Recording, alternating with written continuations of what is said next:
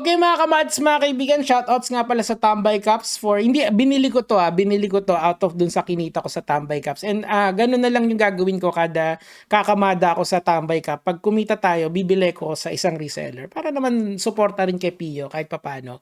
I appreciate the content, Pio, na binibring mo dito sa internet. Pero of course, ay kung debunkable naman yan and legal naman yung debunk ko, I guess it's fair play. Now, let's go to the next topic ng ating pag-uusapan is etong interview ni Tony Gonzaga kay Bea Bores. So, para po sa mga hindi nakakakilala kay Bea Bores ay isang artista pero mas prominent siya ngayon sa social media. Ang parang career trajectory niya is na parang mas vlogger siya kaysa sa artista. Unlike her friend na si Blight na isang artista. Okay, anyway, let's go to the topic kasi nga ang topic natin ay yung pregnancy niya. Let's go. Anong sabi nung ex mo? Paano niya Siyempre nagulat po siya. Nagulat? And di po kasi talaga namin ini-expect eh. I think... Gaano katagal lang ba kayo nung time na yun?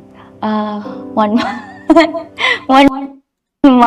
Okay, so 1 month sila, nag-premarital, okay, so let's put it into context, okay?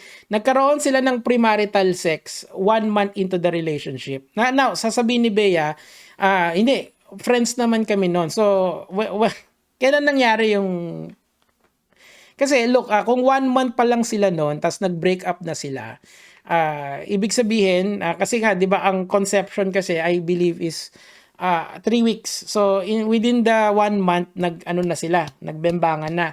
Now, parang surprise sila. Yun kasi yung sasabihin niya. And now, I don't understand. Why are you surprised na nagkaroon ng baby sa loob mo when you had premarital sex with a guy, with your boyfriend for 1 month? What is surprising doon? Hindi ba that is the natural process of life? Ako kasi, I am a firm believer of, kasi magiging topic dito yung abortion.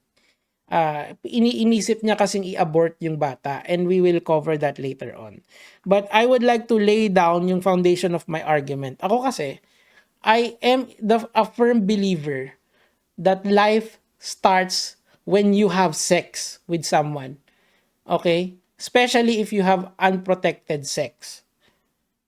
Ibig sabihin, dapat, kung aware ka na yung feelings na nakukuha mo sa sex, dapat accountable ka din sa after ng ginawa nyong pleasurable na activity. Because sex is very pleasurable for both male and female. That's why, ganun yung nangyayari.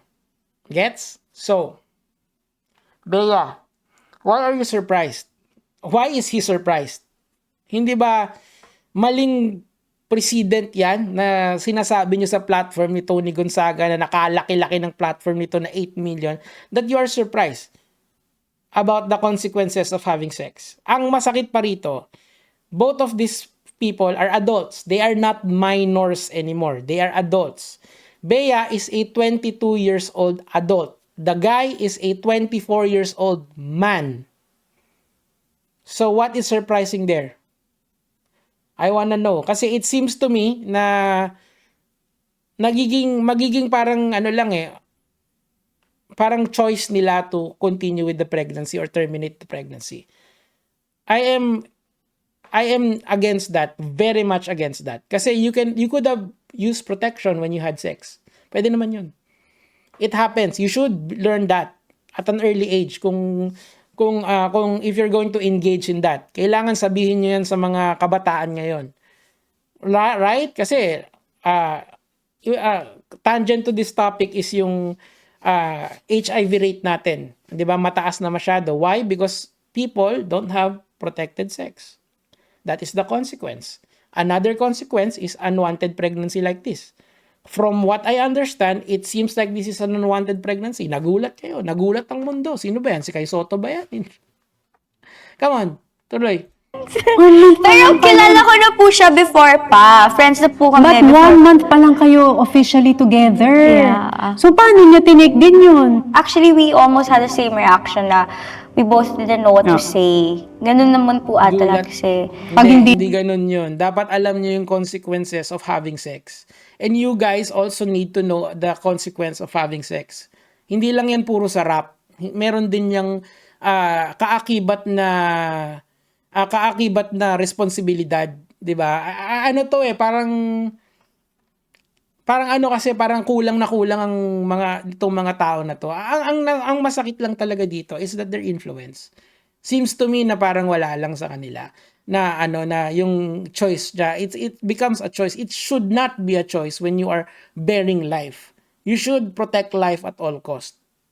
'Di ba? Ako ang life ko when you have sex with a person na of course I am talking about heterosexual relationships. Tuloy natin. Hindi ka ready? Yeah. Kaya, ayun. Tapos, I was leaving for New York. Nabubullshitan ako dyan sa hindi ka ready. Wow. Ready ka makipag-sex pero hindi ka ready dun sa child rearing. That is the consequence. I don't understand Bea came from a private school. And yung lalaki din most likely, since I understand na mayaman yun, galing din siya sa private school. Why is it that you do not know the consequences of having sex? I would understand or I would give you leeway if you were not of age. Hindi kayo mga adults, but you are goddamn adults. Why is it that bakit parang parang I don't know, it seems like it's kind of glorifying na hindi nyo sure kung merong kung merong nabuo. Why is it an option bigla na maging nanay or hindi? It should be a kaakibat na responsibilidad. This is the problem Galing to sa mga private school. Hindi ba kayo naturuan ng sex ed doon sa school nyo? God damn. Kaya kailangan talaga I will be an advocate dito of pro-life. You know why? Because I want you guys to be responsible when you have sex. Kung ayaw niyo makipag-sex, then use protection. At the very least, use the calendar method. Meron kasing sa kalendaryo kasi ng babae, there are times na hindi siya nag-ovulate, then have sex there. It's all good as long as it is consensual, as long as it's legal, go lang. I'm not against that. Because it's a reality of this of humanity, yung pagtatalik. But when you have this hindi kami parang na-shock kayo, nagulat ang mundo kasi nabuntis nung nag-iyot. God damn. Alam nyo, eto, kung marunong kayong if kung pwede kayong mag-iyot, dapat kayong managot. Ganun lang 'yon. Whether you are male or female, there should be responsibility all the time when you have sex with someone. Hindi yung ganyan. Anyway, ito kasing nirarant ko na to, it's about the premarital sex part. Okay? I am not against that. But I am against not taking responsibility. I am against people making excuse about that. 'Di ba? So eto kasi parang gulat na gulat sila. Come on man, you are adults. Of course, this will happen.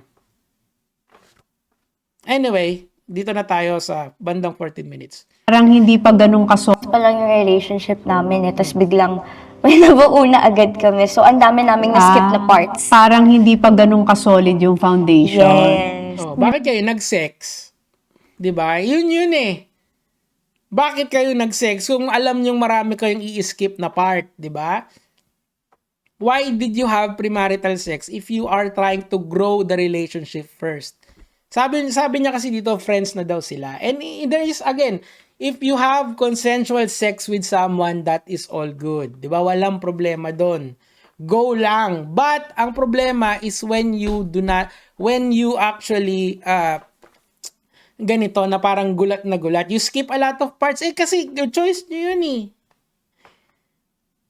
Ngayon, ito yung para sa akin, the most painful part of, this is the most painful part of yung mga ganito. Kasi whether or not you think this is wanted or unwanted, it was initially primarily unwanted. May ginawa ka, di ba? You asked Ano yung for ginawa mo signs. sa New York? Actually, Miss Tony, it's sign kung God, kung nandyan ka ba.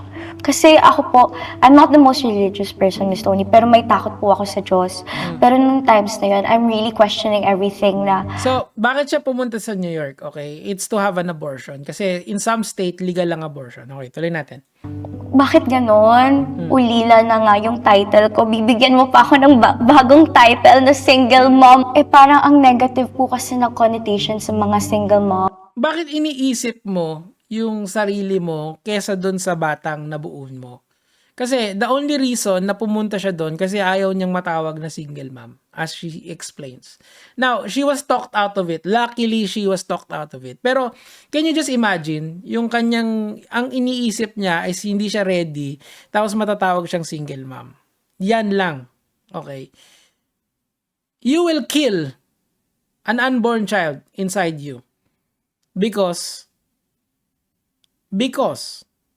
you feel like people will label you for that. Alam mo yung problema, Bea? The problem is you had sex. You had sex and you had sex, unprotected sex. That's the problem. It's not the child. It's not the fetus. It's not whatever you wanna call that living thing inside you. That's not the problem. You are the problem. Why are you putting the blame? Why are you putting the burden of your life choices to the child or the fetus or whatever you wanna call it? Doesn't matter. There is life there. Why? 'Di ba? I am disgusted by that kind of reasoning alone. Mga kamats, mga kaibigan. This is why I take a hard stand pagdating dito sa abortion of we are supposed to be pro-life. Kasi ibig sabihin, kung okay ka kung may ganyan ka, it's not about women's health na inaalala mo. It's about having an exit kapag ayaw mo nang makipagtalik. Kapag nagkamali kayo ng sex or ayaw nyo na yung bata or ayaw nyo na yung result ng sex nyo. Now, there are granted, this is the exception. There are females na ayaw nilang ginahasa sila. Okay? Yun, I would think na pwede yun. Merong mga pregnancy na delicates or talagang baka mamatay yung nanay. Yun, pwede natin pag-usapan yung abortion doon. But this is the consequences of having premarital sex. Unprotected premarital sex of your 1-month-old boyfriend. 1-month-old relationships with your boyfriend. Now, the child suffers because of your stupidity or lack of insight kapag nakipag-sex ka nang walang protection. Why? Why does the child have to suffer? It's so stupid. Anyway, tuloy natin. Moms. So I was really scared, Miss Tony. Connotation na you will be judged. Yes. Tapos, actually, umabot po sa point na nandun na talaga ako sa clinic. Ayan. To take the baby out. Yeah. Dumating ka na sa point na yun. Yes. Like, ready na ako. Alam mo, ulit-ulitin ko to, kung pwede kayong mag-iyot, dapat marunong kayong managot. It's not just for the female, it's also for the male. Sa mga lalaki, mas malaki pa yung burden nyo. Kasi kung ayaw na sa inyo ng babae, you are obliged by law to support the child. Merong ganon, okay? So, ang deadbeat dads dito, krimen dito sa Pilipinas. 'Di ba? So, dapat alam niyo yung burden na yan sa inyo. And ngayon, parang pumunta to sa Amerika just because of to save face. 'Di ba? Ganun yung impression ko eh. 'Di ba? Ngayon, this is why I am against this kind of yung mga ganitong kung wala, ayoko na eh. Ayoko magbuntis, di ako ready eh. Pa-abort na lang natin. Huwag ka kaya mag-iyot. O kaya kung mag-iiyot kayo, mag-protection kayo. Why is it that it's the problem of the child or the fetus, whatever you wanna call it? Kasi in my opinion talaga, the process of having sex is the start of life. Yun yung unang proseso. Pag pinasok mo, pinutok mo sa loob, that is where life starts. Okay? Pag heterosexual relationships lang tayo, hindi tayo dun sa mga iba na hindi ko sinusuportahan necessarily. Okay? Kawawa yung bata dyan eh, di ba? I mean, and I feel so sad to hear na choice na lang yung nabuo sa loob mo.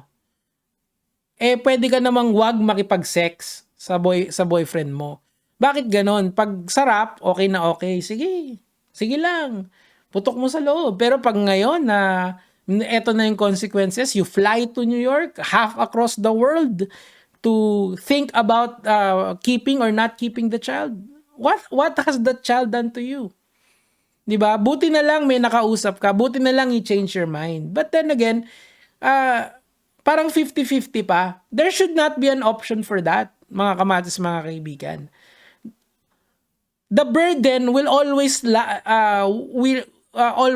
on the people who can think, who has the capability to understand, has the capability to take care of themselves. And you should be able to take care of these children na iluluwal nyo sa mundo. This is why there's so many people here in this country na parang shock sila pag unang nabuntis sila. No, you shouldn't be. Ang masakit pa rito, tong si Bea tsaka yung jowa niya or yung ex niya, they came from private schools. Ibig sabihin, meron yung sex ed na mas detalyado, na mas concrete kesa dun sa alternative schools, 'di ba? Sa mga public school system. Ibig sabihin, they are hindi sila nagkulang sa pag-aaral. And ang masakit pa dito, these are not kids anymore. These are adults.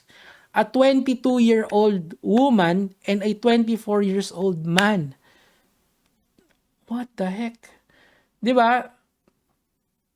Why is it that yung life na nabuo sa inyo has to suffer for your stupidity? Why? They are blameless victims sa ginagawa nyong ganyan. Ako, para sa akin, yeah, it's a good story kasi hindi pinalaglag, kasi na-talked out of it siya. Pero the fact na pinagplanuhan mo, you went to New York, you sat in a clinic, it's, for me, that's already something na mabigat, na buti na lang di tinuloy. Alam niyo kung bakit walang abortion dito sa ating bansa? Because the state has to protect life. Well, it's another thing kung galing sa iba yung bata. Again, they are the exception but not the rules.